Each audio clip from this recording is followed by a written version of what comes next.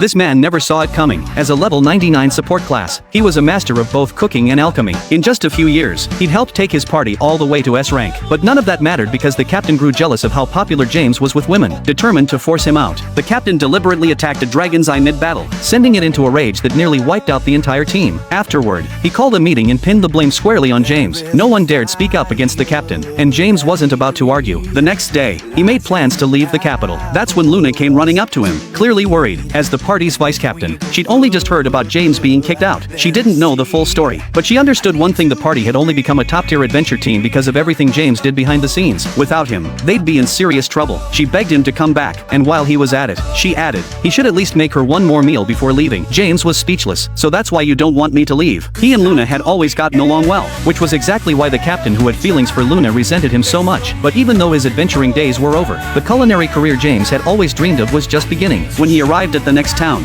James decided this was where he'd open his own restaurant. Just then, a commotion nearby caught his attention. A slave trader was showing off his latest merchandise, a young girl, supposedly the daughter of a fallen noble family. Whether that was true or not, she was undeniably beautiful, and she quickly drew the interest of several older men. James had no desire to get involved. After all, he couldn't save everyone. But in that moment, the girl's eyes filled with utter despair reminded him of himself as a child. So when the bidding started, James shocked the crowd by calling out 1 million. The slave trader was thrilled, but he wasn't the only one willing to pay that much. A portly man dripping in gold jewelry raised the bid to 1.5 million. One look at the man's twisted expression told James exactly what kind of fate awaited the girl if he won. After a fierce bidding war, James finally secured her at the cost of every coin he had. It stung, but she was innocent. He wasn't about to let her suffer. He arranged for someone to help her get cleaned up. Throughout the whole process, she didn't say a single word and kept her distance from him. Noticing this, James said, "You might want to stay closer. You'll get lost otherwise." The words had barely left his mouth when the girl looked up.